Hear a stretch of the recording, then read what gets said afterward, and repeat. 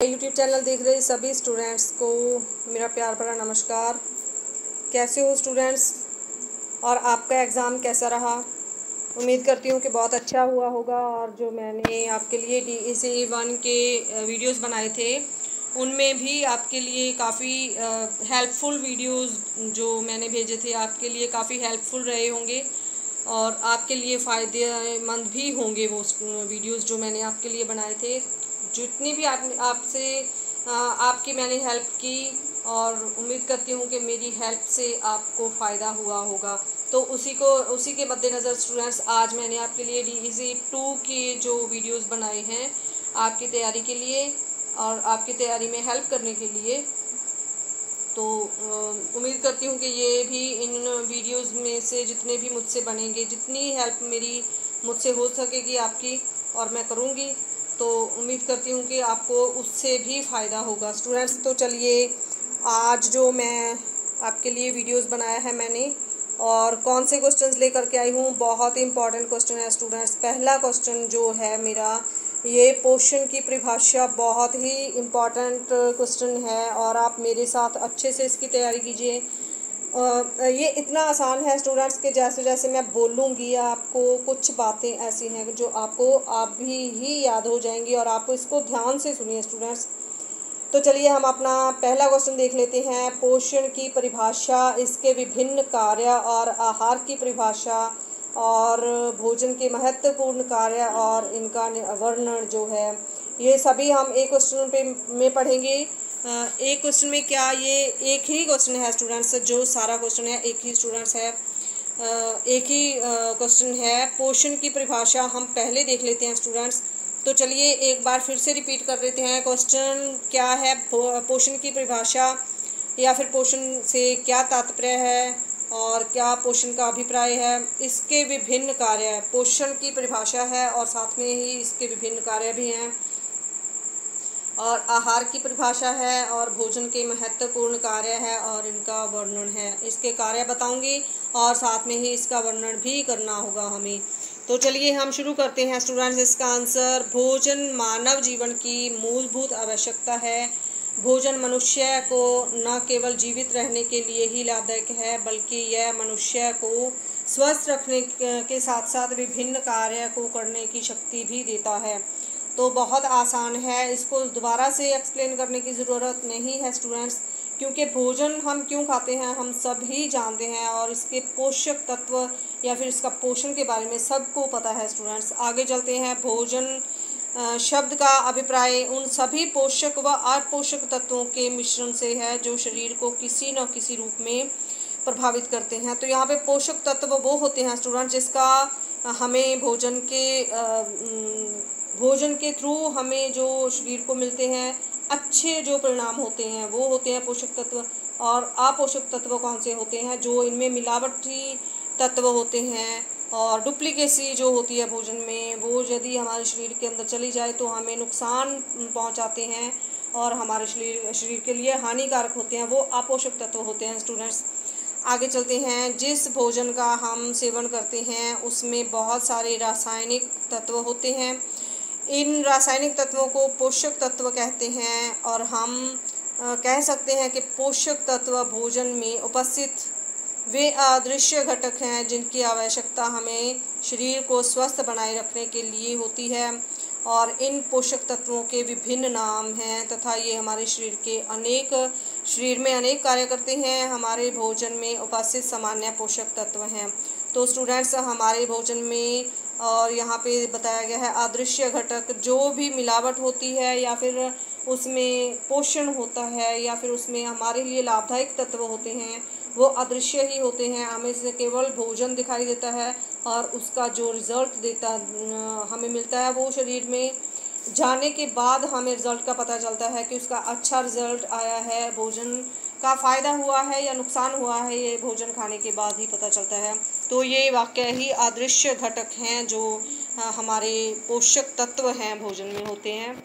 तो इनके जो सामान्य पोषक तत्व हैं वो कौन से हैं? पहला है कार्बोहाइड्रेट्स, दूसरा प्रोटीन, तीसरा वसा मतलब चर्बी और चौथा विटामिन, पांचवा खनिज, छठवां रेशे और सातवां है पानी। तो ये सभी हमारे लिए ज़रूरी होते हैं जो भोजन में उपस्थित होते हैं स्टूडेंट्स।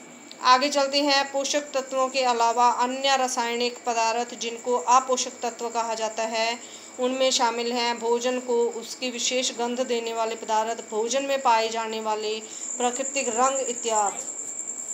तो यहाँ पे हमें बताया गया है कि रासायनिक पदार्थ क्या होते हैं जिनको अपोषक तत्व कहा जाता है।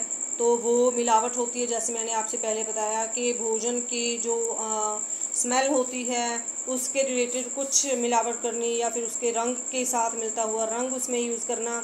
तो ये मिलावटी काफ़ी तरह से की जाती है। भोजन में मिलावट, जो मिलावटी तत्व होते हैं वो रासायनिक पदार्थ कहलाते हैं।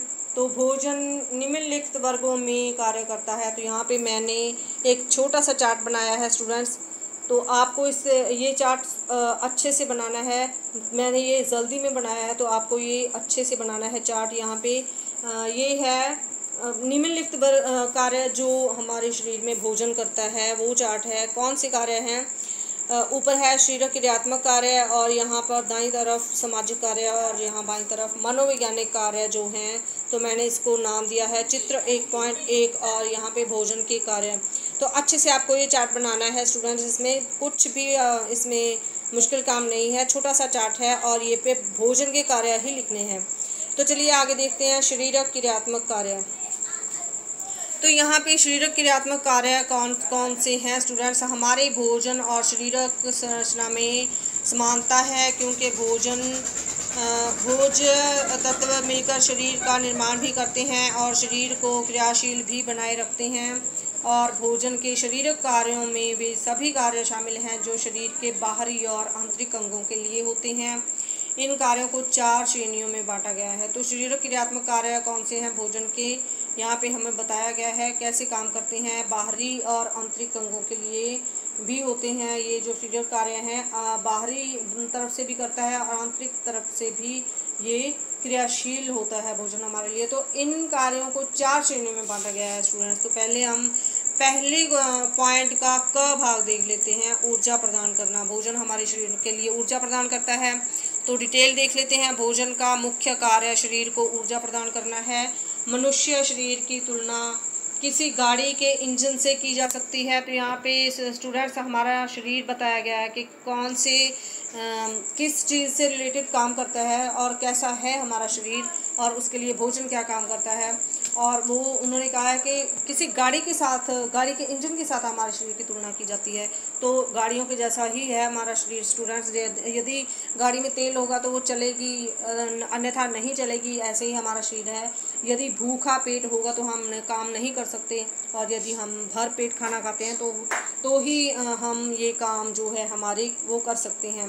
तो चलिए, जिस प्रकार किसी इंजन को गति देने के लिए ईंधन की आवश्यकता होती है, शरीरक क्रियाएं 2 प्रकार की होती हैं। तो यहाँ पे शरीरक क्रियाएं जो हैं देख लेते हैं।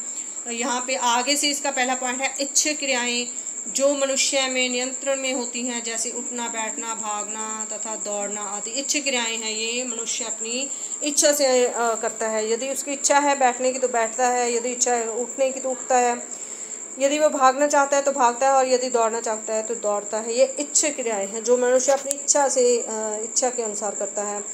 तो अनिच्छा क्रियाएं हैं स्टूडेंट्स जो मनुष्य के शरीर में उसकी चाहत के बगैर होती हैं। कौन सी हैं देख लेते हैं। जिन पर मनुष्य का नियंत्रण नहीं होता, जैसे दिल का धड़कना, सांस लेना तथा रक्त परिवहन आदि। देखिए स्टूडेंट्स, पता ही है हमें कि हमारी चाहत के बगैर ही हमारा दिल धड़कता रहता है, उसका कार्य है। यदि दिल धड़केगा तो हम जीवित हैं, वरना नहीं हैं। तो आगे सांस लेना और सांसें हमारी चलती रहती हैं और जो रक्त परिवहन है और हमारी जो नाड़ियाँ हैं उनमें जो रक्तस्राव है वो चलता रहता है हमारी इच्छा के बिना ही, क्योंकि ये हमारे शरीर के जीवित रहने के लिए ज़रूरी है। तो आगे देख लेते हैं। ऊर्जा का प्रयोग दोनों तरह से क्रियाओं को करने से होता है। इसका अर्थ यह होता है कि चाहे हम काम कर रहे हैं अथवा आराम कर रहे हैं, ऊर्जा का प्रयोग निरंतर चलता रहता है और यह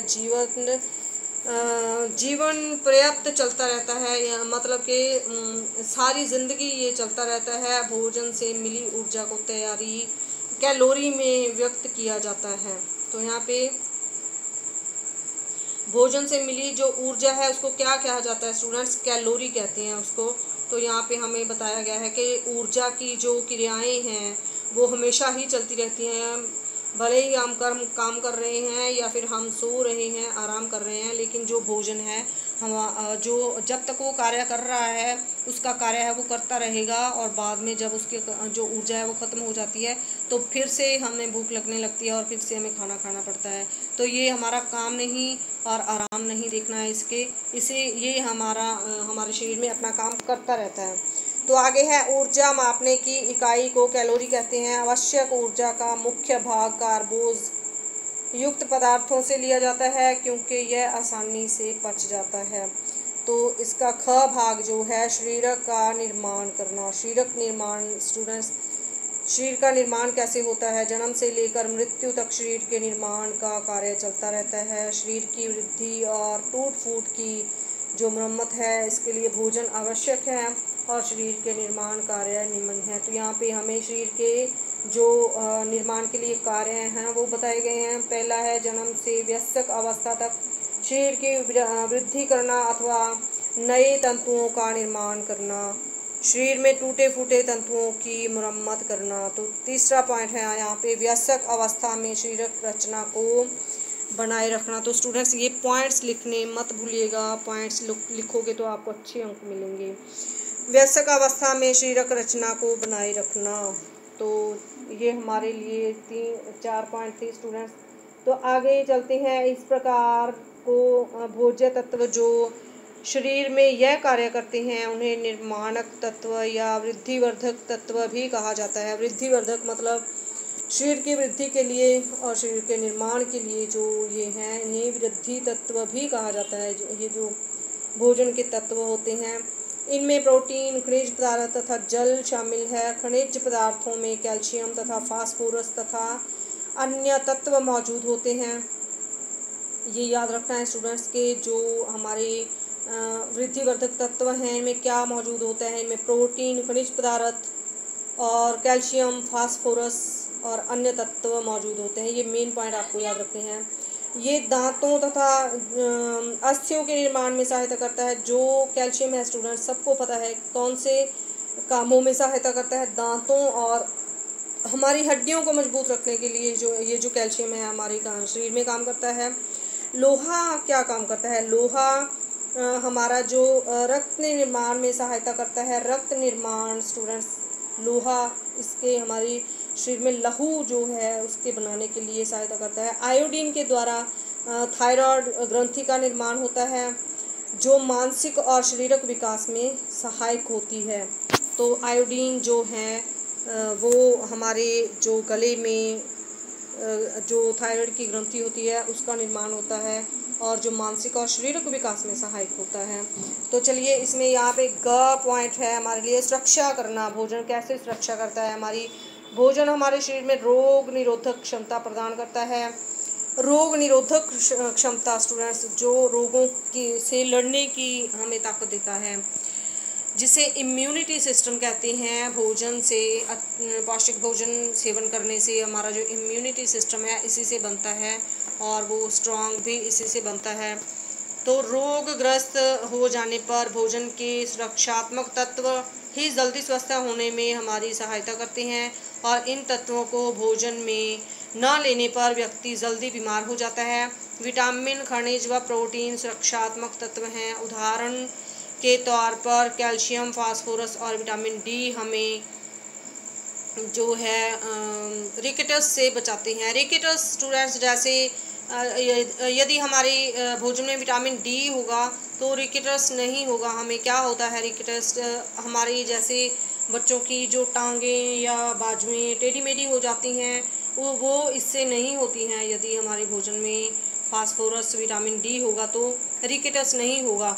विटामिन ए आँखों की सुरक्षा प्रदान करता है और विटामिन सी हमारी त्वचा की सुरक्षा करता है और जो स्कर्वी नामक रोग है उससे बचाता है। विटामिन सी क्या काम करता है हमारे भोजन में, हमारे शरीर में? तो विटामिन सी जो है हमारी जो स्किन है उसकी रक्षा करता है और स्क्रबी नामक रोग से हमें बचाता है। लोहा एनीमिया रोग से बचाता है तथा भोजन में आयोडीन होने से गलगंड नामक रोग नहीं होता। और यदि हमारी नमक में या भोजन में आयोडीन होगा तो उससे जो गलगंड है वो कभी नहीं होगा, जिसे थायराइड कह देते हैं। नियंत्रण करना, जो भोजन हमारे शरीर को कैसे नियंत्रण करता है। भोजन का अन्य आवश्यक कार्य शरीर क्रियाओं को कार्य नियंत्रण करना एवं शरीर को सुचारू रूप से चलाना है। इस कार्य के लिए मुख्य भोज्य तत्व है विटामिन, खनिज, जल व रेशे।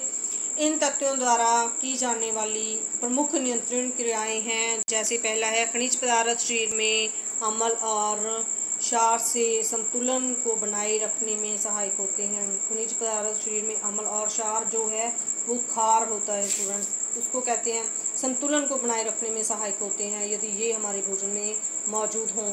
दूसरा पॉइंट है खनिज पदार्थ रक्त परिवहन, हृदय की धड़कन तथा जो रक्त का थक्का जमना आदि क्रियाओं को नियंत्रण करते हैं, वो थक्के नहीं जमने देते हैं ये जो खनिज पदार्थ होते हैं। तो तीसरा पॉइंट देख लेते हैं, जल शरीर से हानिकारक पदार्थों के उत्सर्जन में सहायता करता है। जो यदि हम पानी लगातार पीते रहते हैं तो हानिकारक पदार्थ हैं जो स्टूडेंट्स वो हमारे पेशाब के माध्यम से बाहर निकल जाते हैं। इसीलिए डॉक्टर कहते हैं कि ज़्यादा से ज़्यादा हमें पानी पीना चाहिए, तो उससे हमारे जो लीवर की जो है सफाई होती है, हानिकारक पदार्थ उससे बाहर निकलते हैं। तो चौथा पॉइंट है जल शरीर से हानिकारक पदार्थों के उत्सर्जन में सहायता करता है। और पांचवा पॉइंट है जल शरीर में भोज्य पदार्थों के पाचन और अवशेषण में भी सहायता करता है। तो ये जो पानी है हमारे लिए ज़रूरी है। तो छठा पॉइंट है जल शरीर का तापमान सामान्य बनाए रखने में सहायक होता है। और यहाँ छठा पॉइंट ये था कि जल शरीर का तापमान भी जो है बनाए रखता है। और स्टूडेंट्स आपको पता है कि जो जल है, पानी है, यदि कम हो जाता है तो हमारा ब्लड प्रेशर जिसे कहते हैं वो कम हो जाता है। यदि हम पानी लगातार पीते रहते हो तो इससे ब्लड प्रेशर जो है वो कम नहीं होता। तो डॉक्टर कह देते हैं क्या बेटा तुमने पानी नहीं पिया है क्या, तुम्हारा ब्लड प्रेशर इतना कम हो गया है। तो हमें लीटर से 1.5 लीटर या 2 लीटर पानी तो अवश्य पीना ही चाहिए स्टूडेंट्स। इससे ब्लड प्रेशर यहाँ पे तापमान हो या ब्लड प्रेशर हो वो सहायक रहता है। तो सातवां पॉइंट है रेशा शरीर के मल निर्माण और निष्कासन में सहायता करता है। तो इससे रेशों से क्या होता है, मल निर्माण और निष्कासन में सहायता करता है। और जो दूसरा पॉइंट है आगे स्टूडेंट्स हमारे लिए सामाजिक एवं सांस्कृतिक कार्य, आपके लिए जो मैंने पहले क्वेश्चन बोला था तो उसमें था सामाजिक एवं सांस्कृतिक कार्य भी हमारे आंसर में ये आए थे। तो ये देख लेते हैं कि सामाजिक, यहाँ पे आप लोग सोच रहे होंगे कि भोजन का यहाँ समाज में सामाजिक से क्या रिलेटेड है ये भोजन जो है, और संस्कृति क्या है। तो देख लेते हैं क्या है ये सामाजिक कार्य, देख लेते हैं। पहले इसका क भाग है, भोजन परिवार तथा समाज का अभिन्न अंग है। बहुत से सामाजिक अवसरों पर भोजन परोसा जाता है। ये बहुत ही इम्पॉर्टेंट पॉइंट है और बहुत आसान है, एक्सप्लेन करने की ज़रूरत नहीं है। भोजन परिवार तथा समाज का अभिन्न अंग है। बहुत से सामाजिक अवसरों पर भोजन परोसा जाता है। यह लोगों में संबंधों, व्यवहारों, खुशियों तथा दुख आदि को बांटने का माध्यम है। भोजन एक ऐसा वातावरण बना देता है जिसमें विभिन्न वर्ग, जाति, धर्म तथा प्रांत के लोग जो हैं आपस में भेदभाव मिटाकर एकत्रित होते हैं। बच्चे हों या बूढ़े अपनों के साथ और मित्रों के साथ मिलकर खाना और सभी को खुशी देता है। देखिए स्टूडेंट्स, ये यहाँ पे जो ये पहरा हमारा है किससे रिलेटेड है स्टूडेंट्स, ये सिख धर्म में आता है ना, पंक्ति और संगति। और यहाँ पे संगति और पंक्ति का जो गुरु साहब ने ये जो रीत चलाई थी, तो वो उन्होंने कहा था कि एक पंक्ति में बैठकर सभी ने जो प्रसादा जो है वो छकना है, ग्रहण करना है, भोजन करना है। तो उन्होंने इसीलिए यहाँ पे हमें बताया गया है कोई भी जाति हो और भेदभाव के बगैर कोई भी प्रांत के लोग हों, वो आपस में मिलजुल कर बैठकर जब खाते हैं तो भेदभाव ख़त्म हो जाते हैं। तो इसी को मुख्य रख के जो गुरुजी ने पंक्ति और संगति में ये जो नियम चलाया था, तो वो आज भी है। तो इसका मतलब था कि एक ही कतार में बैठकर सभी ने एक कतार में बैठकर खाना खाना है, और कोई भी हो आओ आते जाओ और कतारों में बैठते जाओ और भोजन छकते जाओ। उसके साथ क्या होता है, एक दूसरे से मेल मिलाप बढ़ते हैं और भेदभाव एक दूसरे के साथ छूत छात और जात पात का जो भेदभाव है वो ख़त्म होता है। तो उसी से रिलेटेड ये पॉइंट है स्टूडेंट्स, आप अपनी तरफ से बहुत अच्छे से लिख सकेंगे। विभिन्न अवसरों पर और त्योहारों पर बने विशेष पकवानों का आदान प्रदान करके सभी परिवार आपस में जो मित्रता का भाव बढ़ाते हैं स्टूडेंट्स। यहाँ पे ये कहा गया है, मैत्रता का प्रभाव जो है बढ़ाते हैं, उनमें मित्रता बढ़ती है स्टूडेंट्स। जो आपस में जितने भी परिवार मिलकर बैठकर त्योहारों में हो या कहीं पर भी आपस में बैठकर मिलकर खाते हैं, तो मित्रता का जो प्रभाव है वो उनमें बढ़ता है। तो सांस्कृतिक कार्य जो है हमारी संस्कृति से रिलेटेड यहाँ पे आ गया है ये पॉइंट। भिन्न भिन्न प्रकार का भोजन, भिन्न भिन्न प्रांतों की और भिन्न भिन्न धर्मों की खान पान की जो आदतों को दर्शाता है। जो संस्कृति में कौन कौन से पकवान हैं ये यहाँ पे बताया गया है हमें, तो आपको कंफ्यूज नहीं होना है। संस्कृति से रिलेटेड कौन कौन सी संस्कृति कौन कौन सा भोजन सेवन करती है, तो ये यहाँ पे हमें ये पॉइंट बताए गए हैं। यदि आपको याद है तो आप संस्कृति के जितने पॉइंट आपको आते हैं और आपको उसके भोजन याद होने चाहिए कि कौन सी संस्कृति में कौन सा भोजन जो है वो कौन से जो प्रांत हैं और कौन कौन सा भोजन वो करते हैं। तो यहाँ पे बताया गया है कि स्टूडेंट्स यदि आप अपनी तरफ से क्वेश्चन लिख रहे हो तो जिस प्रांत में जो भोजन सेवन किया जाता है उसी का नाम लिखना है, अन्यथा आपका क्वेश्चन गलत हो जाएगा। भिन्न भिन्न प्रकार का भोजन भिन्न भिन्न प्रांतों की ओर भिन्न भिन्न धर्मों की खान पान की आदतों को दर्शाता है, जिसमें किसी भी व्यक्ति की संस्कृति की पहचान हो सकती है। जैसे दक्षिण भारत में इडली, डोसा, सांभर, नारियल आदि का प्रयोग खाने में अधिक होता है, तो उत्तर भारत में रोटी, दाल, छोले भटूरे और आदि का प्रयोग अधिक होता है, जो उनकी प्रांतीय संस्कृति को दर्शाता है। होली पर जो है गुजिया, क्रिसमस पर केक, पोंगल पर चावल तथा ईद पर बकरे का मीट आदि जो है धार्मिक संस्कृति के उदाहरण हैं। धार्मिक संस्कृति से प्रभावित होकर कुछ व्यक्ति शाकाहारी भोजन करते हैं तो कुछ मांसाहारी भोजन भी करते हैं। तो देखिए स्टूडेंट्स, कुछ त्योहारों पे जो हमारे जो ब्राह्मण लोग हैं वो अपने भोजन में लहसुन और प्याज का इस्तेमाल नहीं भी करते हैं।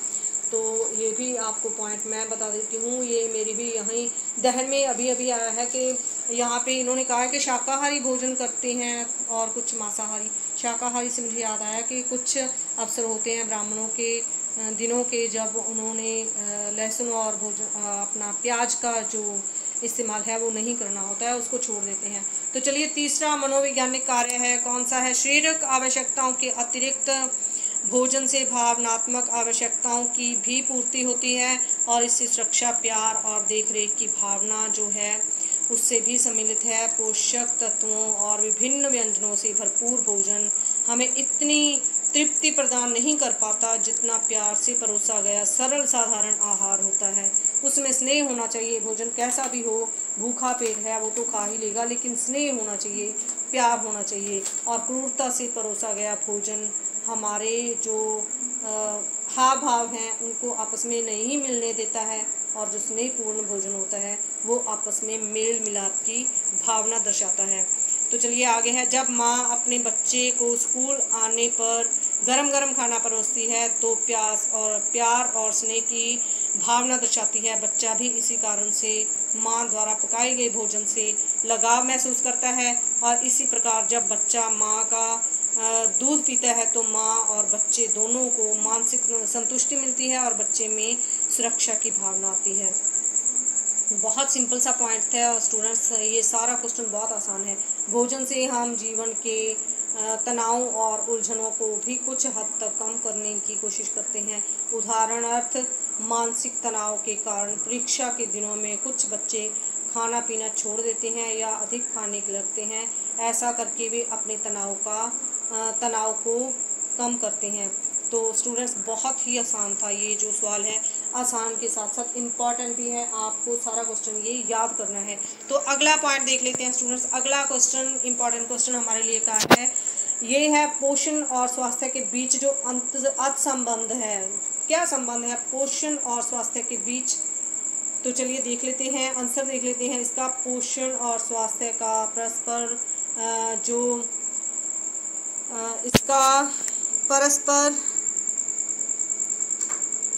घनिष्ठ जो है घनिष्ठ संबंध है स्टूडेंट। घनिष्ठ क्या क्या मतलब है? घनिष्ठ से कह देते हैं घना संबंध है, गहरा संबंध है, उसे कह देते हैं घनिष्ठ संबंध है। इसका यहाँ पे हमारे पास है पोषण और स्वास्थ्य का आपस में क्या संबंध है। घनिष्ठ नहीं लिखना है आपको, ये आपको उलझाएगा स्टूडेंट्स। देखिए अभी मैंने भी मुश्किल से इसे पढ़ा है, तो ये आपको उलझाएगा, उलझन पैदा करेगा। तो यहाँ पे आपको क्या लिखना है? परस्पर घना संबंध है। घना क्या है? गहरा संबंध है। तो भोजन से हमें पोषण प्राप्त होता है और पोषण के अभाव से स्वस्थ रहना असंभव है। यदि एक व्यक्ति उपयुक्त मात्रा में अच्छा भोजन खाता है तो उसका स्वास्थ्य अच्छा होगा, बशर्ते उसमें कोई अन्य कारक बाधक नहीं होगा। तो यहाँ पे पोषण और स्वास्थ्य के बीच संबंध क्या है? तो यदि अच्छा पोषण होगा भोजन में तो स्वास्थ्य भी अच्छा रहेगा, और यदि उसमें अपोषक तत्व जैसे मैंने पहले बताया वो होंगे तो हमारा शरीर नुकसानदेह हो जाएगा, हमारे शरीर को ये भोजन नुकसान पहुंचाएगा। दूसरी ओर खाने के गलत तरीके, बहुत कम खाना या ज़रूरत से अधिक खाना भी स्वास्थ्य पर बुरा प्रभाव डालते हैं। तो चलिए खसरा तथा पोषण स्तर इसे देख लेते हैं। खसरा श्वसन प्रणाली का एक वायरल संक्रमण है। श्वसन मतलब जो हमारी सांस वाली प्रणाली होती है उसे कहते हैं। खसरा जो है श्वसन प्रणाली का एक वायरल संक्रमण है। यह एक विषाणु द्वारा होने वाला बहुत ही तीव्र संक्रमण है। एक विषाणु है जो कि ये खसरा जो है एक विषाणु के द्वारा फैलता है और जिसमें ज्वर हो जाता है, बुखार हो जाता है और त्वचा पर दाने हो जाते हैं। यह अधिकतर 1 वर्ष की आयु के बच्चों में ही होते हैं और खसरे में शरीर में पोषक तत्वों का अवशोषण काफ़ी कम हो जाता है। जिन बच्चों में अपर्याप्त आहार के कारण विटामिन ए का अवशोषण कम हो जाता है, इस रोग के होने पर यदि अंधविश्वास के कारण बच्चे को आहार की मात्रा कम कर दी जाए तो स्थिति और भी बिगड़ जाती है। ऐसा एक अधिकतर ग्रामीण क्षेत्रों में ही होता है। तो यहाँ पे हमें बताया गया है कि ये जो खसरा है, खसरे की प्रॉब्लम है, ये बहुत गंभीर होती है। इसे गंभीरता से लेना चाहिए और इसकी ज़्यादा प्रॉब्लम देखते हुए आपको अंधविश्वास में नहीं पड़ना है। यहाँ पे हमें समझाया गया है कि अंधविश्वास में पढ़कर हमें बच्चे की जो स्थिति है और बिगड़ जाती है और उसको सुधारने में कठिनाई होती है। खसरे से बच्चे बहुत कमज़ोर व दुर्बल हो जाते हैं। खसरे के बाद अन्य बहुत सी जटिलताएं, उलझने और जो विफलताएं हैं वो भी उत्पन्न हो जाती हैं।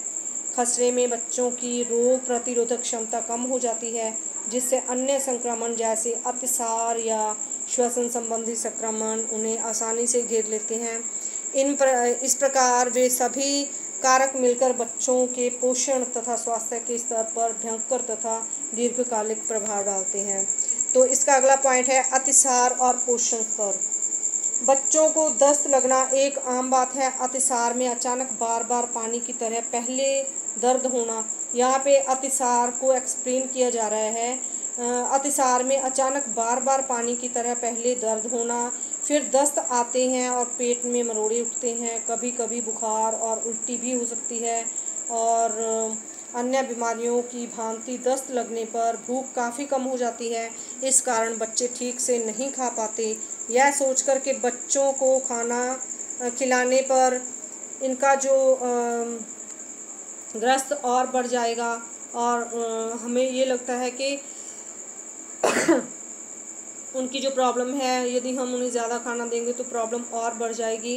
उनके भोजन पर प्रतिबिंब लगा दिया जाता है, जिसके कारण बच्चों में भोजन के अंतग्रहण की मात्रा कम हो जाती है, जिससे उनका पोषण स्तर गिर जाता है। तो यहाँ पे हमें बताया गया है कि थोड़ा थोड़ा करके भोजन कुछ ना कुछ जो भी वो पचा पाते हैं वो हमें उन्हें देते रहना चाहिए।